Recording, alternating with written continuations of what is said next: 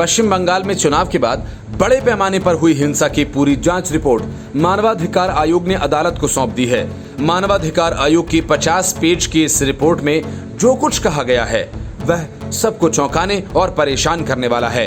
आयोग ने अपनी रिपोर्ट में साफ तौर पर कहा है कि राज्य में कानून का शासन नहीं बल्कि शासक का कानून है। पूरी रिपोर्ट में ममता बनर्जी सरकार की कड़ी आलोचना की गई है। इसके साथ ये भी कहा गया कि मामलों को राज्य के बाहर फास्ट ट्रैक कोर्ट में चलाया जाए। मतलब आयोग को नहीं लगता कि ममता बनर्जी के राज में न तो सही से जांच की जा सकती है और न ही कोई ट्रायल और फैसला। आयोग ने रिपोर्ट में साफ शब्दों में कहा कि राज्य प्रशासन ने जनता में अपना विश्वास खो दिया है। मतलब यहाँ टीएमसी का कानून है। मानवाधिकार आयोग की 7 सदस्यीय टीम ने 20 दिन में 311 से अधिक जगहों का मुआयना करने के बाद राज्य में चुनाव के बाद हुई हिंसा पर अपनी रिपोर्ट सौंपी है। रिपोर्ट में हिंसा की जांच सीबीआई से कराने की सिफारिश की गई है।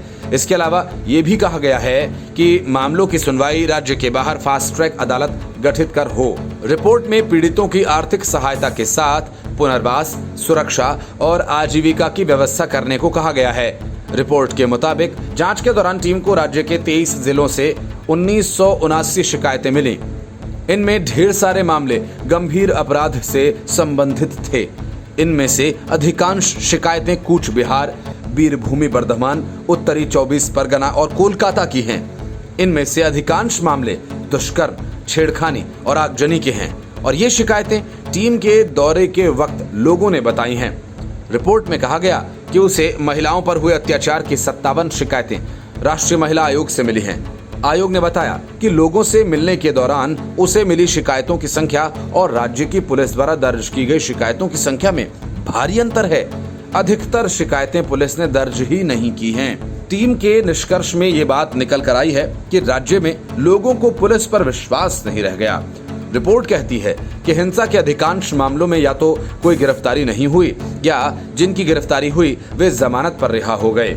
रिपोर्ट में कहा गया है कि 9,300 आरोपितों में से पश्चिम बंगाल पुलिस ने केवल 1,300 को गिरफ्तार किया और इनमें से 1,086 जमानत पर रिहा भी हो गए।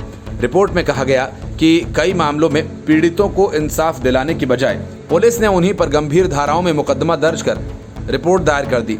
रिपोर्ट में कहा गया कि टीएमसी के गुंडों को बचाने के लिए प्राथमिक मामले से पहले की तारीख में पीड़ित के खिलाफ केस दर्ज किए जो बेहद गंभीर धाराओं के अंतर्गत दर्ज किए गए हैं। जांच टीम ने यह भी पाया कि हिंसा में पीड़ित लोगों की सुनवाई करने की बजाय बंगाल पुलिस तमाशा देखती रही, जबकि टीएमसी के गुंडे एक जगह से दूसरी जगह हिंसा फैलाते रहे। रिपोर्ट में कहा गया कि बंगाल पुलिस पर किसी प्रकार का दबाव था या फिर वह खुद इतनी लापरवाह थी, उसने कार्रवाई नहीं की। इसके अलावा टीम ने यह भी पाया कि बंगाल में हुई राजनीतिक हिंसा पर न तो किसी पुलिसकर्मी ने और न ही किसी राजनेता ने इन घटनाओं की निंदा की।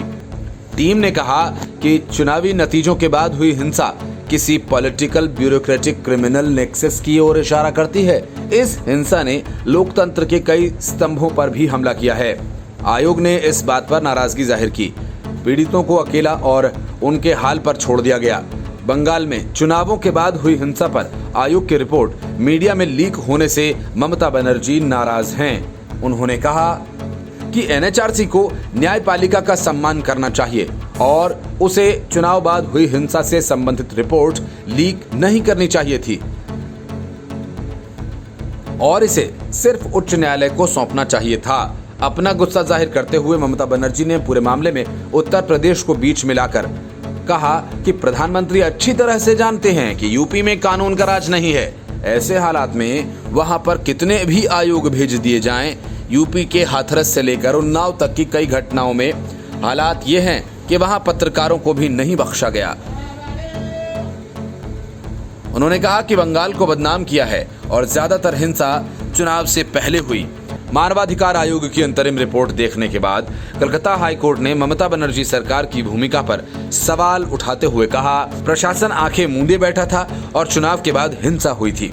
कोर्ट ने कहा कि सरकार ने झूठ बोला था कि चुनाव के बाद हुई हिंसा की उसे कोई शिकायत मिली ही नहीं, जबकि मानवाधिकार आयोग के पास शिकायतों की भरमार आई है। कोर्ट ने 2 जुलाई को टीएमसी गुंडों के खिलाफ एफआईआर दर्ज करने के निर्देश कोलकाता पुलिस को दिए थे। आदेश में कहा गया था कि मानवाधिकार आयोग की सिफारिशों पर ये शिकायतें दर्ज होनी चाहिए। Bureau report, news of India.